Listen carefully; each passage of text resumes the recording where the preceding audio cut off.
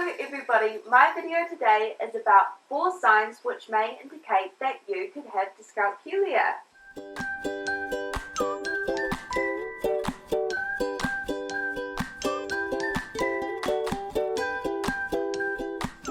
When it comes to dyscalculia, not a lot of people have heard about it, which means they or people they know could also be undiagnosed with dyscalculia. Dyscalculia isn't really discussed or talked about that much compared to some of the other neurodiversities. I was given this explanation, which is an easy and understandable way to grasp what dyscalculia is and how our brains work and operate differently. People with dyslexia have difficulty with letters and words, whereas people with dyscalculia have difficulty with time, numbers, how numbers work, counting, and money. Dyscalculia is a counting problem or a using numbers problem. Everyone's wired differently, especially when it comes to dyscalculia.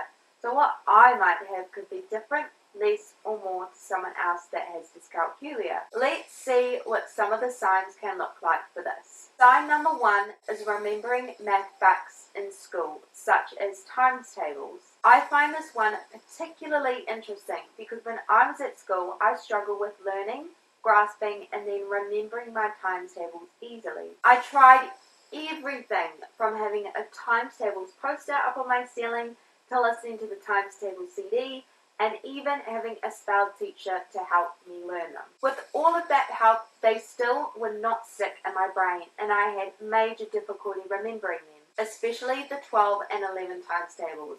They were impossible. It wasn't until I got to my adult years and reached out to another person with dyscalculia that we both realized the way in which our brains are wired means the best way to learn maths or times tables for us is with letters instead of numbers. So, instead of 2 times 2 equals 4, it's 2 times 2 equals 4. If I had known that during my school days, it would have helped so much more, and it's highly likely it would have stuck in my brain as well. I'm not sure exactly why my brain works like this, but I hope one day I'll find out why it's easier to read maths and letters rather than numbers. Sign number 2 is estimating time. I have a love-hate with this one. Out of all of the challenges that I have with dyscalculia, this one is by far the one I struggle with the most.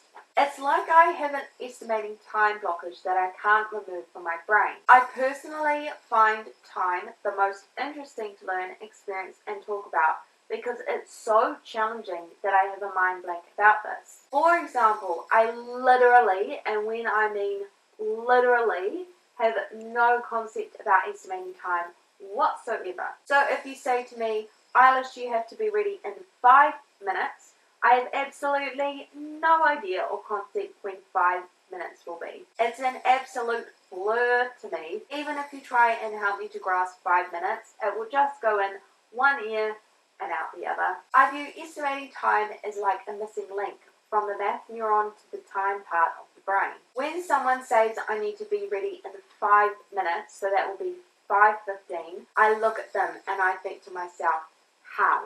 How do you do that? How is that so easy to do? Because to me, when someone does that or figures that out on their own, it's foreign and really confusing. Because no matter how hard I try or how much help I get, estimating time is like a missing link from my brain. Sign number 3 is counting money or giving change. This is something that no matter how much help or support I get is something that I'll always struggle with. I used to work in retail and I was in that job for 2 years, and because of that I used to be on the till. So on the odd occasion I would have to deal with cash. Whether that was the person giving me the cash or me then having to count the cash or giving change, either way it was an absolute challenge and I still, to this day, don't know how I survived working in retail. I remember this crystal clear situation that happened to me regarding counting money. A customer came up to me and bought ink, which was $100, and they were paying with cash.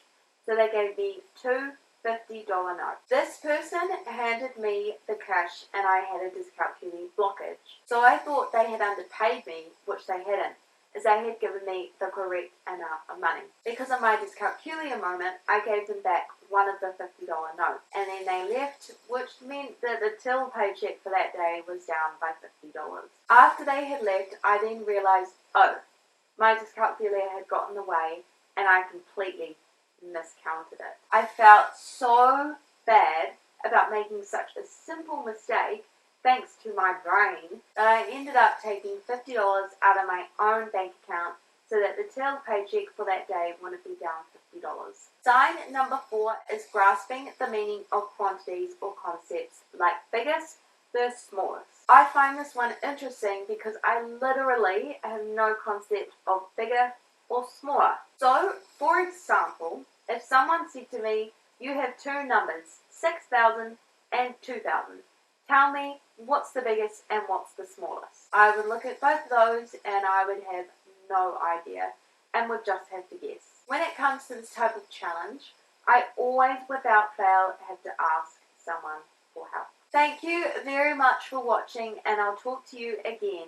Bye!